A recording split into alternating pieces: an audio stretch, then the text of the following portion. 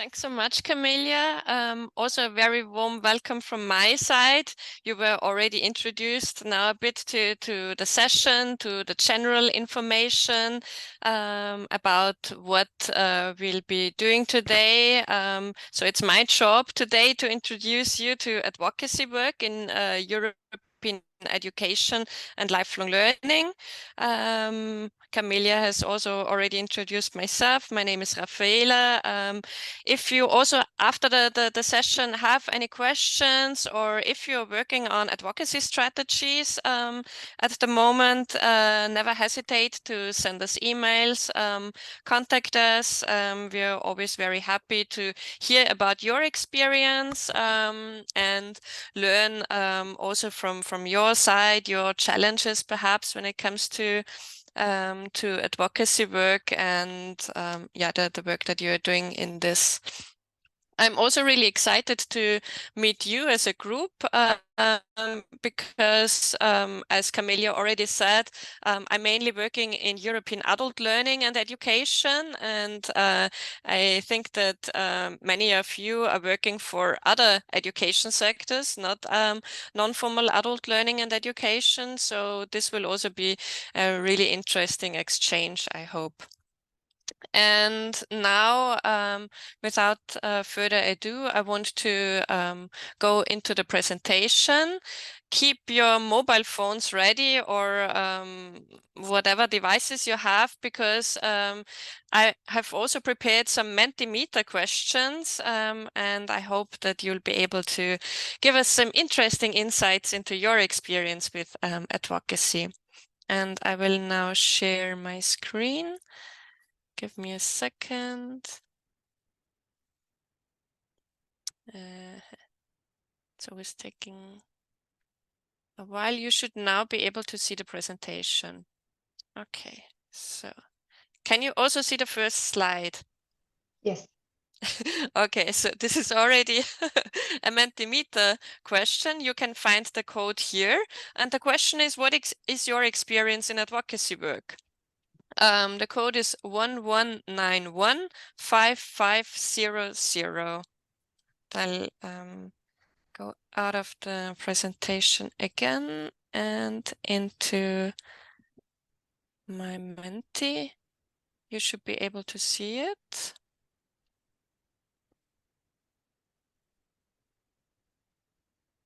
So what is your experience in advocacy work? Do you have any experience? No experience at all, or substantial experience? Who are the people in this room today? This is the essential question here. Okay, we have some people with some experience, but also a few with no experience. I give you one more moment.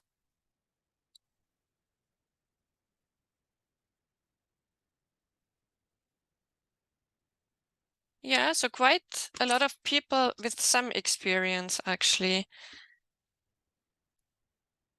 Okay, then I'll move back to my slides. Can you see it?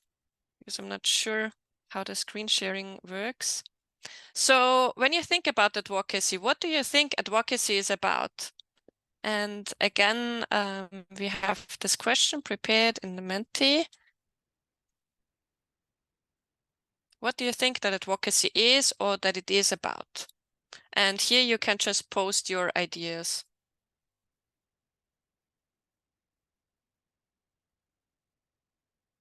I'll give you a few moments. Policy making, change, outreach. Any other ideas?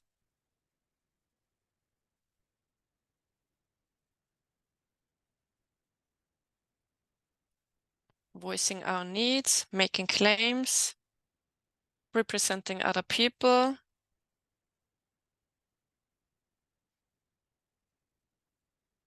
Other ideas? 4 people have replied, so I hope for a few more answers. Promoting change.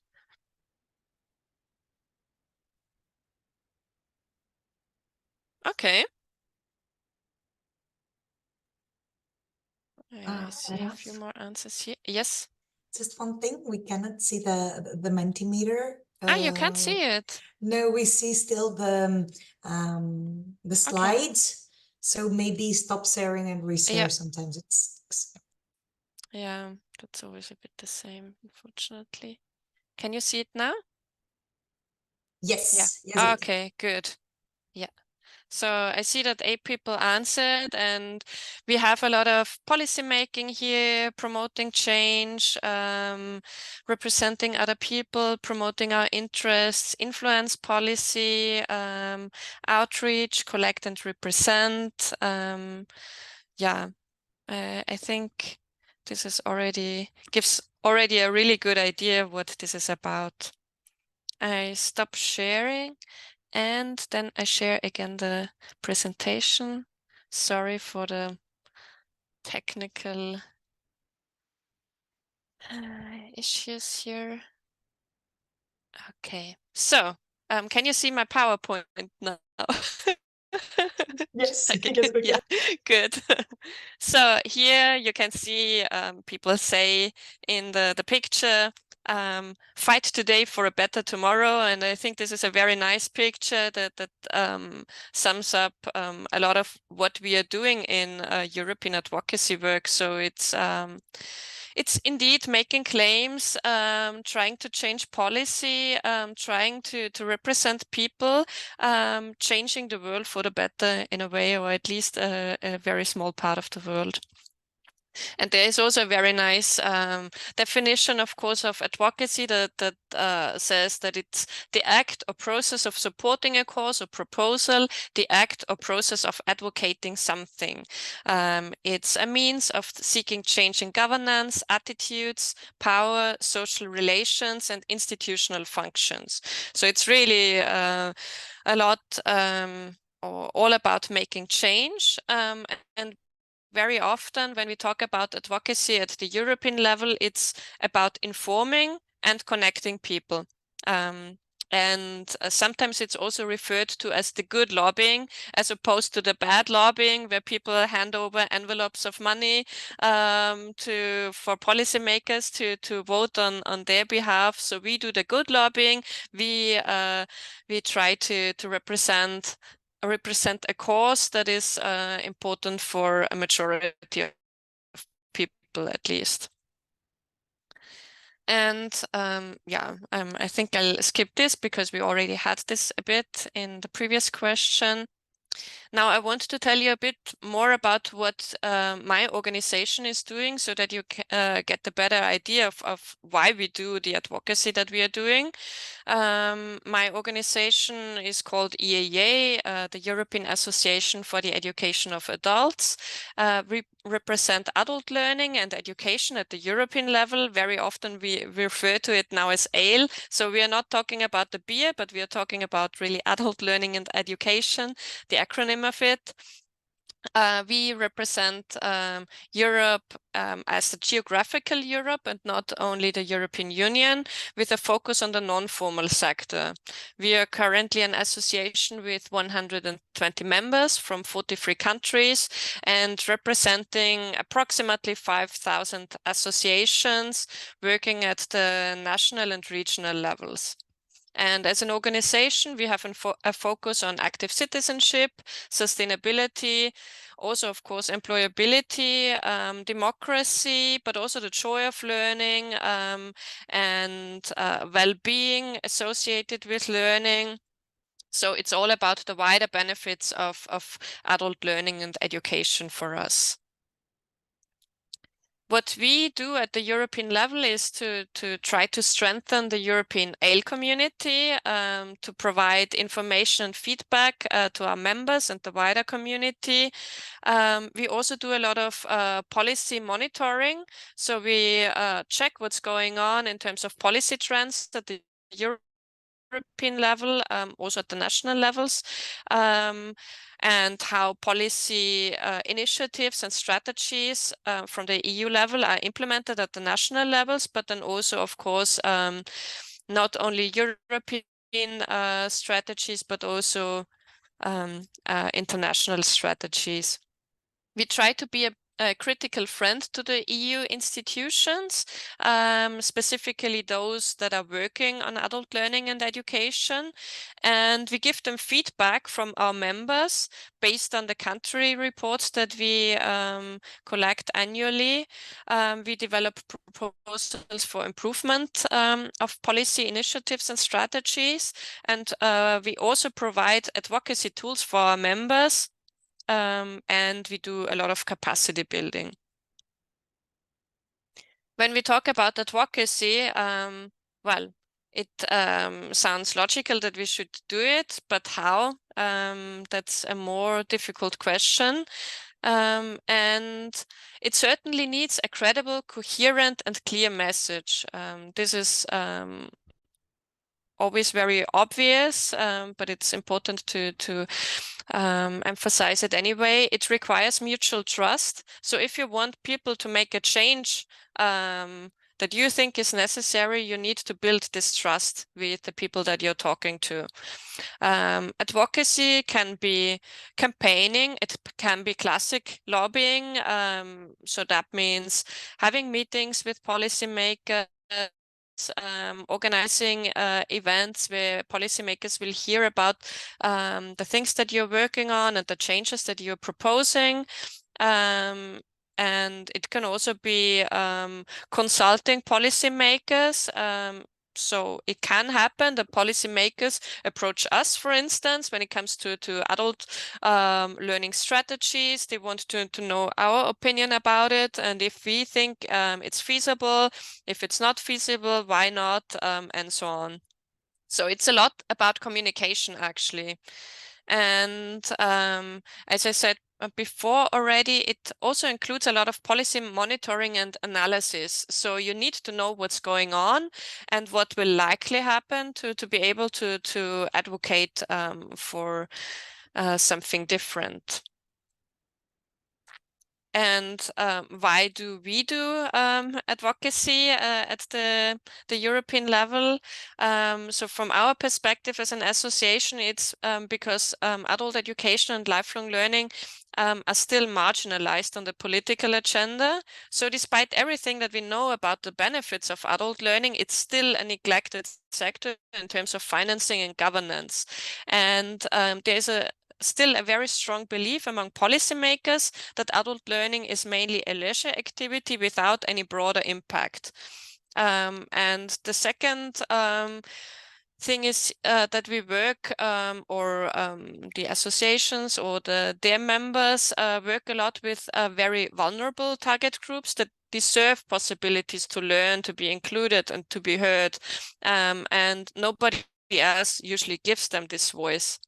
So I think this is probably something that will resonate with, or hopefully will resonate with some of you who are working on citizenship education, because I believe that the experience from citizenship education is quite similar.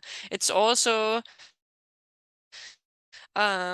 a marginalized sector in many ways, and it's also something that policymakers often think of as a nice add-on to the mainstream education, but not something that should be mainstream education, something that is so substantial that it should include everyone, and also very vulnerable target groups that are hard to reach.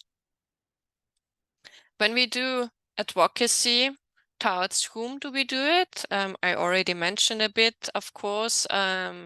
We do it towards the European institutions, also partially international institutions. But if you think about your fields of work, and I guess most of you come from citizenship education, what could be target groups of your advocacy? And I would invite you to again have a look at Menti and post your ideas there. I'll switch to the other screen.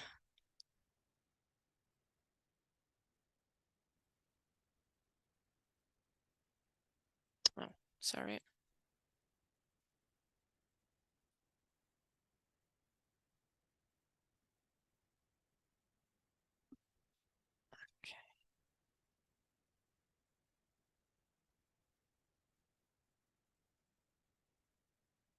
Okay, so here we are. You should be able to see the Menti slide. What could be target groups of your advocacy? If you think about your field of work, whom do you think you need to address if you want to make a change or do advocacy? And it doesn't have to be the European level. It can also be the level of your constituencies. Policymakers, municipalities, local governments, European Commission.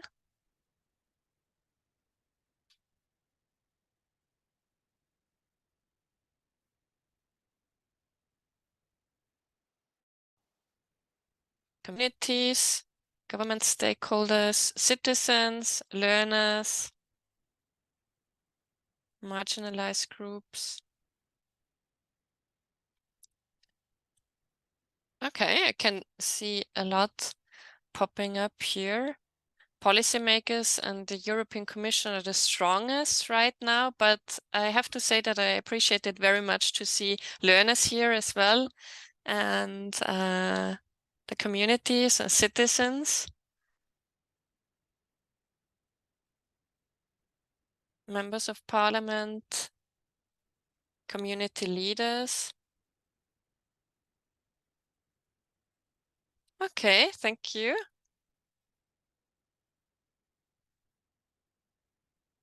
I'll go back if it works.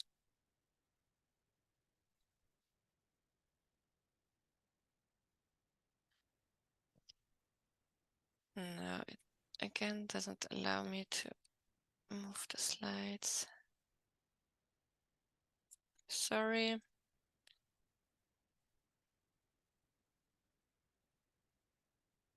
Okay, need to restart here.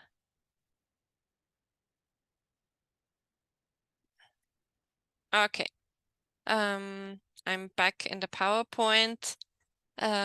So we collected ideas of whom to address when we do advocacy. Now, EAEA as an organization working at the European level, of course, addresses mainly European institutions. Here we talk about the European Commission, the European Parliament, also the Economic and Social Committee, the Committee of the Regions. Then there are a couple of other organizations that are particularly relevant for our sector. But it always depends a bit on the sector, of course, that you're working in. So if it's citizenship education, for instance, you would have people that you can talk to in the four first institutions that I mentioned here. So the Commission, the Parliament, Economic and Social Committee, and the Committee of the Regions. But then, of course, a lot of change, and especially when we talk about education, the change happens at the national and regional levels. You might know that education is still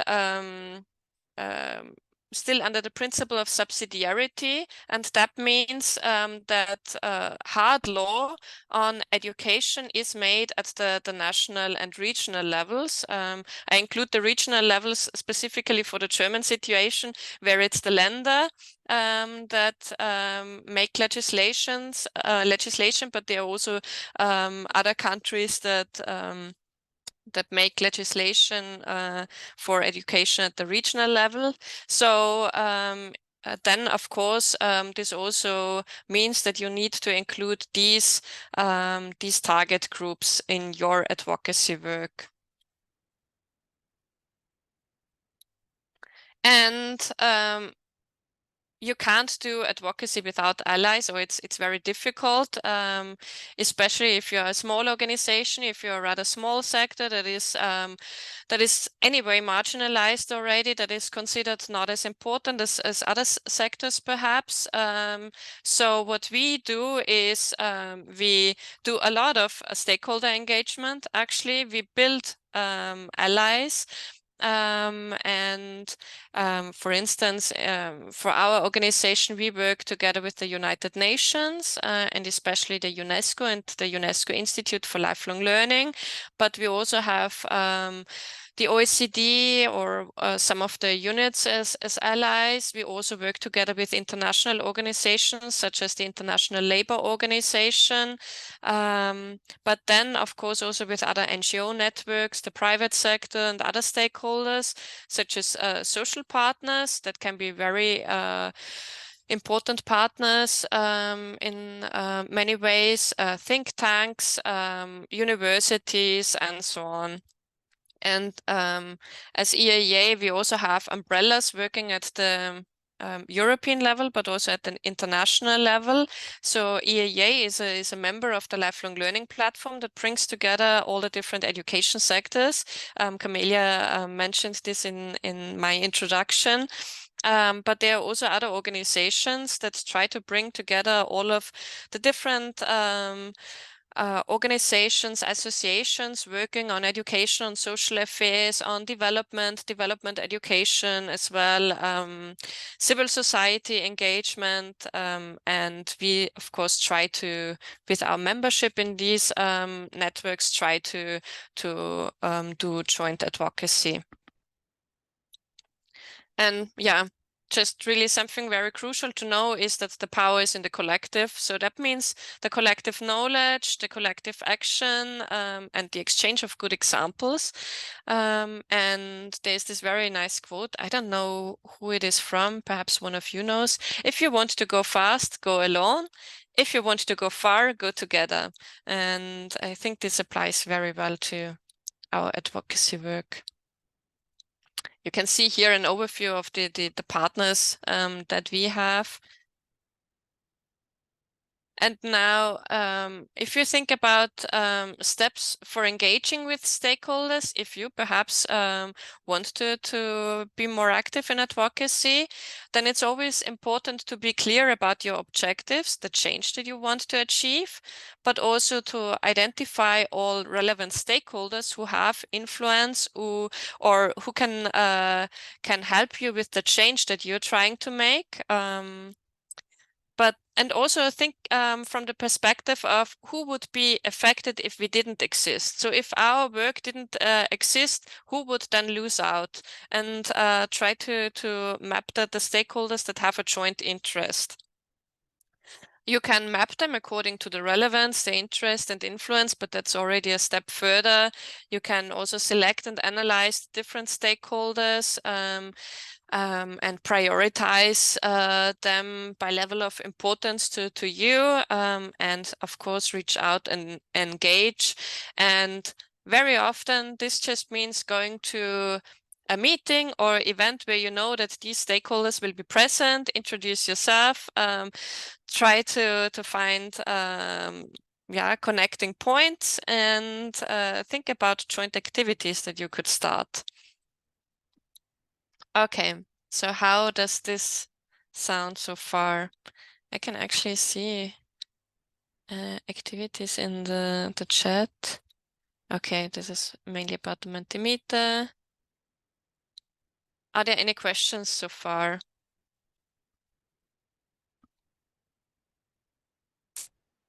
I'll give you a second. Okay, then I'll move on. Again, my computer doesn't allow me to move on the slides. Okay, questions, no questions. Of course, advocacy isn't happening without any reason behind it. You don't just do advocacy for the sake of advocacy because you want to, I don't know, be more visible or so, which can be good enough reason, but usually there are a lot of challenges that we want to tackle and address with our advocacy work. And from the perspective of European adult education and learning, it's, for instance, the green transition and the digital transition, which we want to see as a just transition for everybody, and not as a transition that fits the interests of particular groups. We want to also address questions of sustainable development versus the growth paradigm. Then, of course, we are now in a geopolitical situation with war, even on European soil, but also at the borders of Europe, that affects not only our work, but of course, I mean, citizens in general. And since we want to represent learners, citizens, we also need to take into consideration the consequences of war and armed conflicts on people in Europe. There are also growing inequalities and social unrest, which have an impact on European lifestyles in general, European prospects, and again, the question of how to address it from an adult learning perspective, growing divisions in society. We can also see a growth of right-wing extremism in some countries, and populism anyway. But also the social media role in the above named challenges, disinformation, fake news, and so on. So these are actually quite broad issues that everybody has to deal with in one way or another. But the question is then how to deal with them from a European adult learning perspective. I won't go into detail this so that you have more time to discuss in the groups. Yeah, there are a lot of challenges, of course, connected to adult learning as a sector as such. That also includes the financing levels, for instance, the low participation rate, or the very specific groups that participate. And this is also something that is certainly shared in the citizenship education sector. But then, of course, there are always opportunities. And when you think about your advocacy activities, then it's always really important to identify the opportunities that you have. For us, for instance, it's now the European Year of Skills, but there are also new EU and global initiatives, such as the new European Agenda for Adult Learning, the Marrakesh Framework for Action of the UNESCO, the Declaration on Global Education, and you can think of a few others as well. It's also new approaches to change-oriented and transformative adult learning. It's in general a trend towards a more holistic vision of education and lifelong learning, which is also important, of course, for citizenship education. A greater visibility of education when it comes to labor-related, social policy-related issues. Now also Eastern Partnership, but also the of course inclusion of new countries to the European Union. Mobility options in the Erasmus Plus program, and so on. So there are a lot of things going on. And as I said, I won't go into detail in these. It's just to remind you that there are opportunities that you can sort of ride on when you do your advocacy, that you can really, really use to your benefit. And yeah. There are some emerging working areas. for instance, outreach to groups, also more guidance for learning, a stronger focus on sustainability learning and global citizenship education, partially reinforced through EU policy making, but not only. I think civil society has had a very strong role in this, actually, and networks working on this. But also a perspective of learning that puts the learners much more at the center now, that looks more at what learners need, what learners actually want, how learning can be really beneficial and not something that is understood or perceived as a paradigm, something that you can't escape from, even if you want to, and something that is, that you do with a lot of resistance. So it should really be looking at what learners need, but also what they want. Yeah, you can see a bit what a cycle of advocacy. So how this usually works, you have the phase of agenda setting where you identify an issue or challenge that you want to address. Then you formulate, for instance, a recommendation, and you try to get it enacted.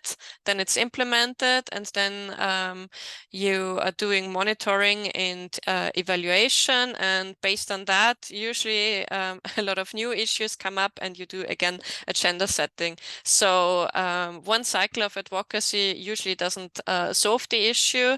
And I can probably tell you from my experience that advocacy work very often feels like Sisyphean work.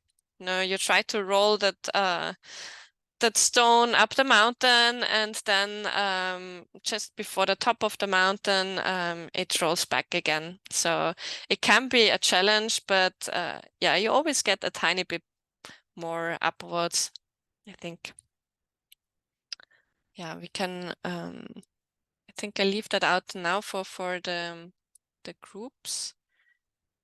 If you are interested, then I guess you received the presentation afterwards. You can have a look at the examples of advocacy campaigns that I have here. One of them is the video from the Star Awards from our Irish member Aintes, and they do this huge learner festival once a year, which is also televised. They invite the key policymakers in their countries. It's a huge festival where people get together, and during that event, also the best learners of Ireland get an award. And here in this video, you can see the nominee from last year for a global citizenship education project. So this might be interesting for some of you. And at the same time, it's also a great example of an advocacy campaign, because it speaks to everyone so well. I mean, you can see, of course, this video on YouTube, but since it's this big event that people really know about in Ireland, and that is televised and so on, a lot of people hear about it, and they hear these stories of learners and how learning has had a positive impact on their lives. And this also is a very influential tool for policy making. So it can be videos and storytelling. Okay, I want to skip this. This is another example of an advocacy campaign that is very different from the video. It's what we did for the UNESCO Marrakesh Framework for Action. It's a part of the outcomes actually that you can see here, the ones on sustainability and on global citizenship. When we worked on this campaign, it was about 2 years before the actual UNESCO conference in Marrakesh that took place in 2022, that we started to build alliances across Europe and internationally to influence the process on the Marrakesh framework for action. We tried to bring together all the key stakeholders and hear what they said about key points that should be included in the Marrakesh framework for action. And for instance, the point on global citizenship education was not included in the first draft of the UNESCO, despite the UNESCO working also on global citizenship in many other documents, but it was not in this particular document, which is a guiding strategy for adult education globally. And we did a lot of lobbying or advocacy actually to have this global citizenship included. It really meant talking to different kinds of people, telling them, please talk to the UNESCO and influence this process so that we have global citizenship in there. And in the end, we succeeded, but it took us until the almost very last minute before the adoption of the UNESCO Marrakesh Framework for Action. A group of people were present in Marrakesh in the days before the conference, and we still had internal meetings. We talked to the rapporteurs of the UNESCO. We talked to key policymakers, and in the end, we got it into the final document that was adopted by the UNESCO member states. So this was a great success, but yeah, it took a while. And now I think I really talked a lot, more than enough.